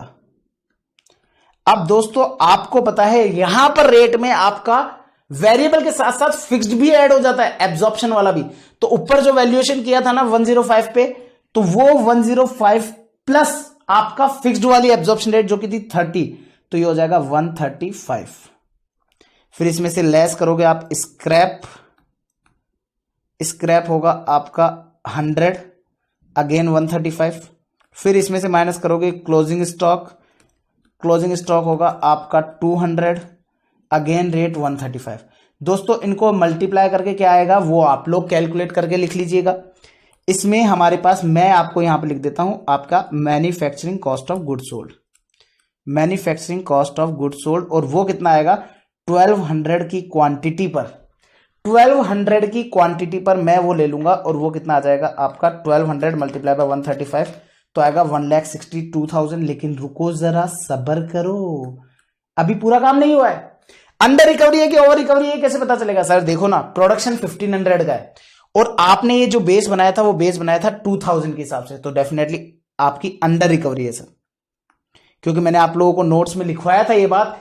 जब अगर आपका एक्चुअल प्रोडक्शन बजटेड प्रोडक्शन से कम आएगा तो आपको ऑलवेज अंडर रिकवरी होगी, क्योंकि आप क्या कर रहे हो, हर एक क्वांटिटी से 30 रुपीज रिकवर कर रहे हो, हर एक क्वांटिटी से 30 रिकवर कर रहे हो, करने थे आपको 60,000, आप हर एक क्वांटिटी से जो है वो रिकवर कर रहे हो केवल 30 रुपीज, तो 1500 यूनिट से एट द रेट 30 आप रिकवर कर रहे हो, तो ये आपने 45,000 रिकवर किया, करना था 60, तो 15,000 आपने कम रिकवर किया है। और 15,000 जैसे ही आप ऐड कर देंगे तो ये आ जाएगा आपका 1,77,000, और इसे बोलेंगे adjusted manufacturing cost of goods sold. तो adjusted manufacturing cost of goods sold ये आ जाएगा 1,77,000। ये 1,77,000 आपका यहां आ जाएगा। जैसे ही आप इसमें से ये इसको लेस करेंगे 255,600 माइनस 1,77,000 को, तो आएगा 78,600, और 78,600 में से आप लेस करेंगे 57,600 को, तो आंसर आएगा 21,000। चेक कर लीजिएगा, आंसर मैच। इसी के साथ आप लोगों का जो एब्जॉर्प्शन कॉस्टिंग वाला पार्ट है ना वो हो जाएगा कंप्लीट, एब्जॉर्प्शन कॉस्टिंग वाला पार्ट कंप्लीट हो जाएगा। ठीक है, चलिए, तो अगर आप लोगों में से किसी ने कॉपी नहीं किया है तो मैं फुल स्क्रीन कर देता हूं, फटाफट से कॉपी कर लीजिएगा। फुल स्क्रीन है आप लोगों के सामने, इसको फटाफट से कॉपी कर लेंगे, वीडियो पॉज कर लेना जहां से मिसिंग है, देन उसके बाद में आप लोग इसको कॉपी कर लेंगे। ये यूआर का मतलब है अंडर रिकवरी। अब इसका नेक्स्ट पार्ट देखते हैं, एक्चुअल प्रॉफिट वाला। अब दोस्तों आइए फटाफट से उसको भी खत्म कर लेते हैं। 1 आवर 4 मिनट्स, ओके, 5-7 मिनट और लगेगी।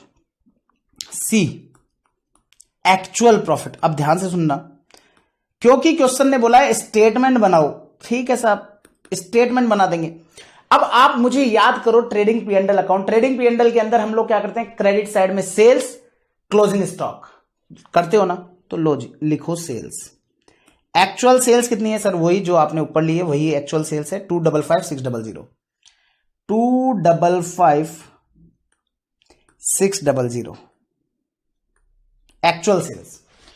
ऊपर आता है बाई सेल्स, आता है ना बाई सेल्स, फिर नीचे लिखते हैं बाई क्लोजिंग स्टॉक, तो ऐड कर दो क्लोजिंग स्टॉक। अब हमने क्या किया है, क्योंकि हम लोग वैल्यूएशन किस पे कर रहे हैं, प्राइम कॉस्ट पर, तो हमने वैल्यू कितने पे किया था, 18,000 पर। ये लीजिए 18,000 आ गया। तो हमारा बाई साइड का दोनों फिगर आ गए, क्लोजिंग स्टॉक भी आ गया और हमारे पास आपका सेल्स भी आ गई। इसमें से आप लेस करोगे अपनी सारी टू साइड के खर्चे। टू साइड में क्या आता है सर, ओपनिंग स्टॉक, इस क्वेश्चन में है नहीं। फिर क्या आएगा सर, मटेरियल, तो डायरेक्ट मटेरियल आपको दे रखा है, कितने का है सर, 84,000 का। इसमें से लेस होगा, अब इस और लेस होगा डायरेक्ट लेबर। ध्यान रखिएगा डायरेक्ट लेबर जो है उसके लिए एक्चुअल कॉस्ट अलग से कैलकुलेट करी थी 42.5, तो वो होगी @ 42.5 और किस पर होगी, ऑन 1500 यूनिट्स, क्योंकि पूरी की पूरी क्वांटिटी जो हमने बनाई है। तो 1500 यूनिट्स पर 42.5 की रेट से वो हो जाएगा 63750, तो ये हो गया 63750। इसके अलावा आपने यहां पर वेरिएबल प्रोडक्शन ओवरहेड भी है, वेरिएबल प्रोडक्शन ओवरहेड दे रखा है आपको @ 15, और आपको पता है प्रोडक्शन का जो ओवरहेड होता है ना वो प्रोडक्शन पर लगता है, that means again on 1500 units, तो 1500 पर ये हो जाएगा 22,500। इसके बाद में आप लोगों के लिए यहां पर जो है वेरिएबल सेलिंग ओवरहेड भी है, लेकिन ये ध्यान रखिएगा दोस्तों वेरिएबल सेलिंग ओवरहेड जो है वो है @ ₹2, लेकिन वो ऑन किस पर होगा, वो होगा ऑन 1200 यूनिट्स, क्योंकि सेलिंग ओवरहेड विल ऑलवेज इनकर ऑन सेल्स क्वांटिटी, तो वो जाएगा आपका 9600। क्या मैंने यहां पर वेरिएबल सारी कॉस्ट ले ली है क्या, यस सर। इसके अलावा मैं यहां से लेस कर दूंगा मेरी फिक्स्ड कॉस्ट, और फिक्स्ड कॉस्ट में मेरे पास दो हैं, एक मेरी मैन्युफैक्चरिंग की और एक मेरी सेलिंग एंड डिस्ट्रीब्यूशन की। मैन्युफैक्चरिंग की मैंने निकाली है कितनी, 30 मल्टीप्लाई बाय वो करके, तो ये आ जाएगा 60,000, और ये आपको ऑलरेडी दे रखी है 48,000। कई बार बच्चा मेरे को बोल देता है कि सर स्क्रैप भी तो है, दोस्तों स्क्रैप की भी कॉस्ट मैंने यहां शामिल करी है।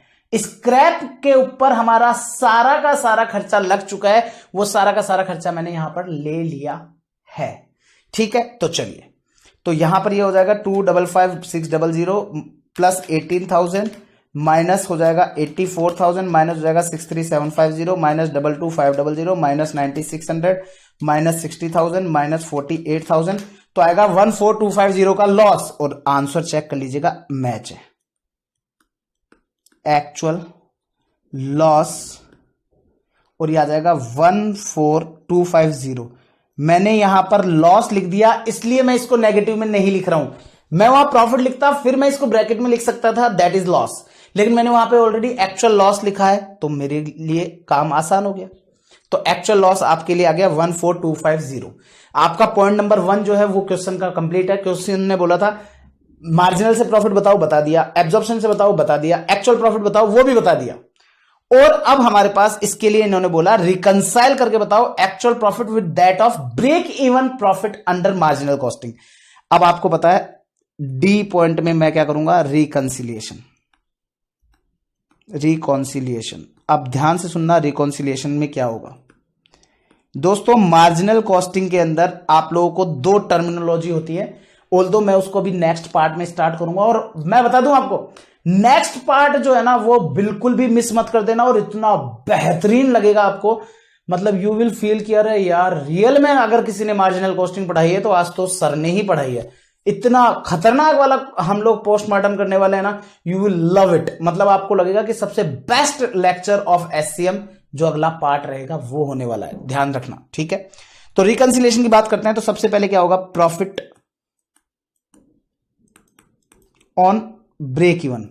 अब आपको तो पता ही है, अगर ब्रेक इवन है तो ब्रेक इवन पे तो प्रॉफिट होता ही नहीं है ना, ब्रेक इवन पर तो प्रॉफिट होता ही नहीं है दोस्तों। वो सभी लोग जिन्होंने इंटर पास किया है, और डेफिनेटली आप फाइनल की क्लास देख रहे हो तो इंटर पास करके आए हो, ब्रेक इवन पॉइंट जो होता है उस पर आपका प्रॉफिट नहीं होता है। आपका प्रॉफिट कहां होता है, मार्जिन ऑफ सेफ्टी पर होता है, क्योंकि प्रॉफिट जितना भी है वो सारा का सारा मार्जिन ऑफ सेफ्टी कहलाता है। क्योंकि ध्यान से सुनना,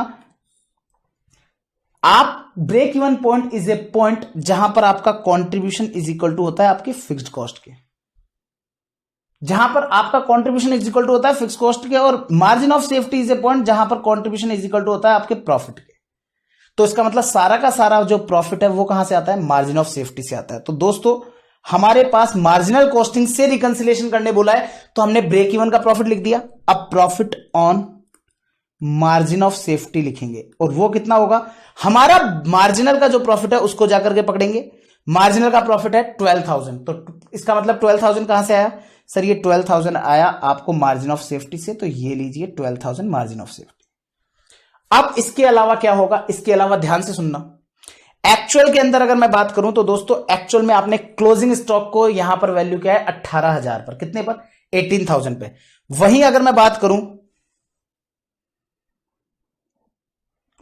बात करूं मार्जिनल कॉस्टिंग की, तो मार्जिनल कॉस्टिंग में आपने स्टॉक को वैल्यू किया है 21,000 पे।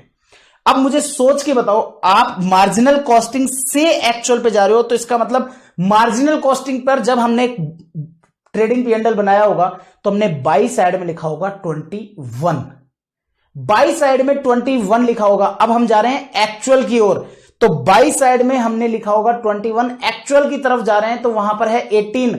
इसका मतलब मार्जिनल कॉस्टिंग में हमने 3,000 रुपए से ओवर वैल्यू कर रखा है। अब आपको पता है अगर 3,000 से ओवर वैल्यू किया हुआ है तो क्रेडिट साइड को ओवर वैल्यू करने से क्या होता है, प्रॉफिट बढ़ता है। तो इस जगह पे हम क्या कर देंगे, लेस, क्या बोल करके, over valuation of closing stock, over valuation of closing stock in marginal costing. Marginal costing जो है उसके अंदर क्लोजिंग स्टॉक को ओवर वैल्यू कर रखा है 3,000 रुपए से, तो हमने उसको लेस कर दिया। क्लियर है। इसके अलावा और सोच के देखो, एक बार इधर आओ, यहां पर आपको कुछ नजर आ रहा है, यहां पर आप लोगों का जो स्क्रैप है वो हमें यहां पर नजर नहीं आ रहा है, वहां पर स्क्रैप नजर आ रहा है। यस सर, हमें वहां पर स्क्रैप नजर आ रहा है। ये मार्जिनल कॉस्टिंग के अंदर स्क्रैप है 10,500। स्क्रैप को हमने यहां पर माइनस किया है, कॉस्ट को निकालते समय स्क्रैप को माइनस किया है। इसका मतलब क्या ये 1,26,000 में इस कॉस्ट को इन्होंने कंसीडर किया था?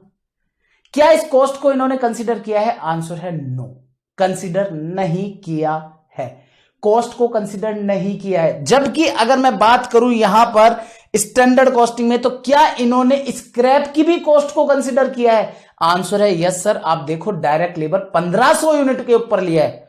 कई बार बच्चा कंफ्यूज हो जाता है, सर कैसी बातें कर रहे हो, लिया है ना सर स्क्रैप। भैया आप ध्यान से देखो, इस स्क्रैप को मैंने माइनस किया है कॉस्ट को निकालते समय। एक्चुअल में मेरी कॉस्ट थी ये, मैंने एक्चुअल में प्रोडक्शन किया है ये, जबकि आप देखो मेरी कॉस्ट केवल 126 ही आ रही है।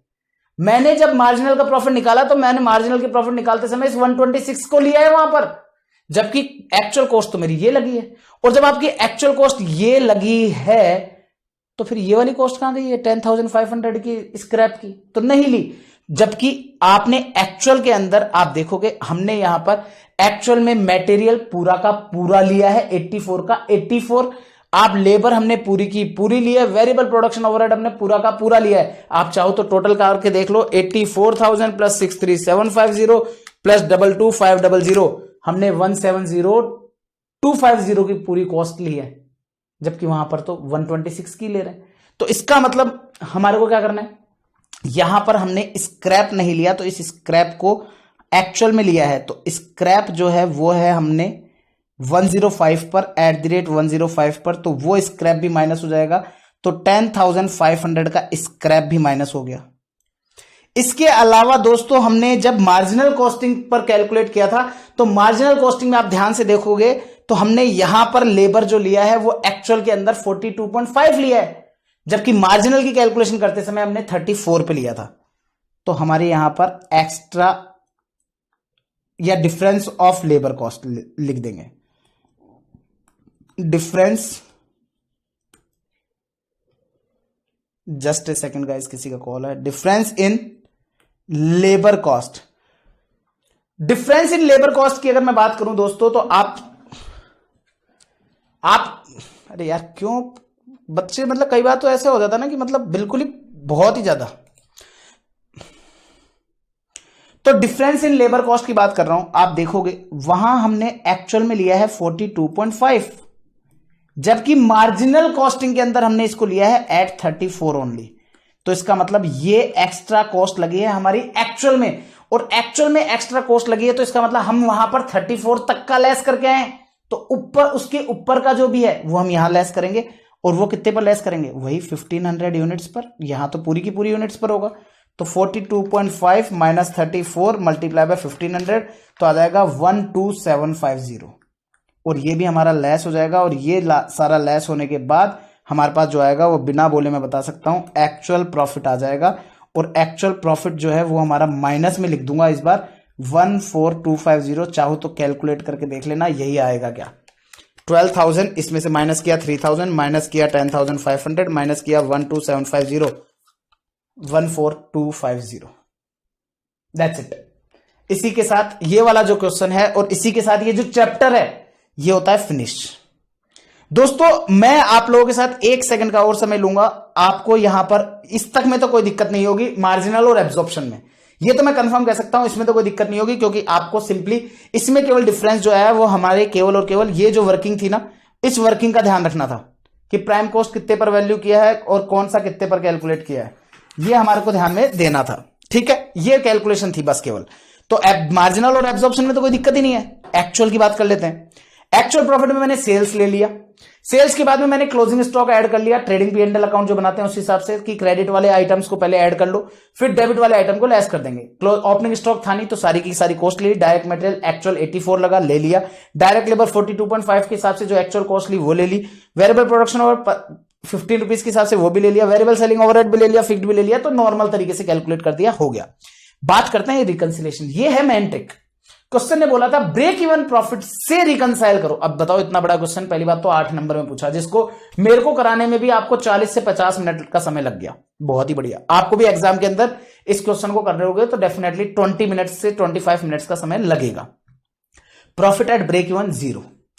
मेरे को क्या है बेसिकली रिकंसिलेशन क्या होता है, रिकंसिलेशन होता है कि भैया आपने मार्जिनल में क्या किया था, एक्चुअल में क्या किया। देखो ये तो है मार्जिनल, ये है एक्चुअल। आप सबसे पहले क्या करोगे, मार्जिनल के अंदर प्रॉफिट ब्रेक इवन पे तो था 0, लेकिन फिर मार्जिन ऑफ सेफ्टी से आया, ब्रेक इवन से आगे बढ़े हम ब्रेक इवन पे नहीं थे मार्जिनल में, हमने प्रॉफिट कमाया है, कितना कमाया 12,000, वो ऐड कर दो। फिर आप देखोगे कि मार्जिनल के अंदर हम लोगों ने स्क्रैप जो है वो कॉस्ट कैलकुलेट करते समय हमने स्क्रैप को माइनस किया है। सर वहां तो ऐसे तो क्लोजिंग स्टॉक को भी माइनस किया था, तो मैंने कहा हाँ तो तभी तो देखो आप, मैंने तभी तो यहां पर क्लोजिंग स्टॉक को, ये देखिए आप क्लोजिंग स्टॉक को मैंने ऐड किया है। आप इनकम निकालते समय ऐड करो या कॉस्ट निकालते समय लेस करो, एक ही बात है। आप इनकम निकालते समय लेस करो। आप मुझे एक चीज सोच के बताओ, मैं कॉस्ट निकाल रहा हूं, मेरी सपोज से अब तक की कॉस्ट लगी 100 और मेरी कोई इनकम है। अब उस इनकम को मैं चाहे कॉस्ट निकालते समय 50 रुपए मैं यहां से माइनस कर दूं तो मैं क्या कहूंगा कि 50 रुपए की मेरी कॉस्ट है, यही बोलूंगा। या मैं इनकम निकालते समय इसको 50 को इनकम ले लूं और 100 को कॉस्ट ले लूं तो मैं क्या कहूंगा 50 रुपए मेरे जेब से लग रहे हैं, बात एक ही है ना। 50 रुपए का लॉस बोलूं या 50 रुपए की कॉस्ट बोलूं, एक ही बात होगी ना इस जगह पर। तो हमने वहां पर क्या किया, कॉस्ट को आपकी क्लोजिंग स्टॉक को ऐड कर लिया। अब क्लोजिंग स्टॉक को हमने ऐड कर लिया 18,000 पे, हमने एक्चुअल में तो ऐड किया है 18 पे, मार्जिनल कॉस्टिंग कहता है हमने 21 पे ऐड किया है। अच्छा जी, तो इसका मतलब 3,000 आपने एक्स्ट्रा ऐड कर दिए, तो वापस से हटाओ। फिर इसके बाद में आता है नेक्स्ट पॉइंट आपका स्क्रैप। उन्होंने उस स्क्रैप को माइनस किया है, और स्क्रैप पर किस वैल्यू से माइनस किया है देखो आप, उन्होंने स्क्रैप को 10,500 से माइनस किया है। जब कॉस्ट निकालते समय, कॉस्ट में से ये जो स्क्रैप और क्लोजिंग स्टॉक है इनको लेस कर दिया तो नेट कॉस्ट इतनी ही बता रहे हैं। ये लोग नेट कॉस्ट इतनी ही बता रहे हैं, जबकि आपका स्क्रैप जो है वो भी आपका खर्चा ही है। तो इसलिए आपका जो खर्चा है तो भैया 10,500 रुपीज का जो खर्चा है वो आपने माइनस किया एक्चुअल निकालते समय। और इसके अलावा फिर बाद में आपका जो डिफरेंस लेबर कॉस्ट का है, क्योंकि मार्जिनल के अंदर हमने लेबर कॉस्ट को 34 पे लिया था और इसमें हमने लेबर कॉस्ट को 42.5 पे लिया है। That's all guys. I know थोड़ा सा कॉम्प्लिकेटेड जरूर लगता है ये टॉपिक, बट उम्मीद करता हूं आप लोगों को बिल्कुल अच्छे से क्लियर होगा। आप लोग चाहे मुझे हर लेक्चर में आप लोग अपने फीडबैक ना दो चलेगा, बट मेरी आपसे इतनी सी जरूर रिक्वेस्ट रहेगी, क्योंकि मुझे पता चलता रहेगा और मैं आप लोगों को पहचानूंगा भी एटलीस्ट कि हाँ जी ये मेरा स्टूडेंट है, ये मेरा बच्चा है ये। और दोस्तों मैं आपको बता दूं, आप लोगों को किसी भी तरह का कोई भी डाउट हो, किसी भी तरह का कोई भी डाउट हो, that means related to any question, related to only any question, किसी भी क्वेश्चन में डाउट हो या किसी कॉन्सेप्ट में डाउट हो, इसके अलावा कोई भी टेक्निकल चाहिए, क्लास एक्सटेंड करानी है, क्लास नहीं चल रही है, इसके लिए मुझे कॉल नहीं करेगा कोई भी। अगर आपको किसी भी क्वेश्चन में डाउट है, किसी भी कॉन्सेप्ट में डाउट है, तो दोस्तों आप कॉल करेंगे 7568999399। मैं आप लोगों को मैंने मेरे कॉन्टैक्ट नंबर जो आपको दिए हैं, ये कॉन्टैक्ट नंबर सबसे पहली चीज आप किसी भी अनरजिस्टर्ड स्टूडेंट्स के साथ इसको शेयर नहीं करेंगे, किसी भी अनरजिस्टर्ड स्टूडेंट्स के साथ शेयर नहीं करेंगे। और आप लोग अगर आप लोग मेरे को पहली बार मैसेज कर रहे हैं तो सबसे पहले आप अपना नाम और अपने नाम के साथ आपका कौन सा पेपर आपने हमारे यहां से लिया है, वो डेफिनेटली पेपर 16 लिया है तो पेपर 16 और आपकी सिटी, ये सबसे पहले आप मुझे बताएंगे। अन्यथा मैं उस नंबर पे आपको फालतू में ब्लॉक कर दूंगा और पता लगा कि ये तो मेरा खुद का स्टूडेंट था। तो इसलिए आप कभी भी मेरे को कोई भी डाउट पूछें तो पहले आप अपना नाम और ये कौन सा पेपर आपने बुक किया है वो आप मुझे बताएंगे, और वो चीज मैं कंफर्म करूंगा हमारे ऑफिस से कि यस ये हमारा स्टूडेंट है क्या, देन मैं आप लोगों के नंबर सेव करूंगा, अदरवाइज मैं आपको ब्लॉक कर दूंगा। और आप लोग मैसेज मुझे उसी नंबर से करेंगे जो आपने हमारे ऑफिस में रजिस्टर्ड कराए हैं। क्लियर है? तो इस चीज का ध्यान रखना। ये कॉन्टैक्ट नंबर आप लोगों के लिए एक्सक्लूसिवली केवल और केवल किसी भी क्वेश्चन में, पेपर 16 के किसी भी क्वेश्चन में और पेपर 16 के किसी भी कॉन्सेप्ट में कोई डाउट है तो आप इस पर मैसेज करेंगे। इसके अलावा आपने अगर मेरे पर्सनल नंबर जो दूसरे हैं मेरे 97859533 अगर उस नंबर पर मेरे को मैसेज किया आपके डाउट का और आप एक्सपेक्ट कर रहे हो कि मैं वहां रिप्लाई करूंगा, मैं वहां रिप्लाई नहीं करूंगा। तो मैं वहां रिप्लाई नहीं करूंगा, कल को आप बाद में बोलोगे सर डाउट सॉल्व नहीं करते, तो मैं आपको बता दूं मैं डाउट सॉल्व केवल और केवल इसी नंबर पे करूंगा, इसके अलावा मैं डाउट सॉल्व नहीं करूंगा। ठीक है, आई होप ये चीज क्लियर हो गई होगी आपको। तो that's all guys, bye bye, take care, ध्यान रखिएगा आपका और आपके अपनों का। नेक्स्ट लेक्चर बेहतरीन लेक्चर होने वाला है आप लोगों के लिए, इतना मैं श्योर कर सकता हूं। Okay guys, that's all, bye bye.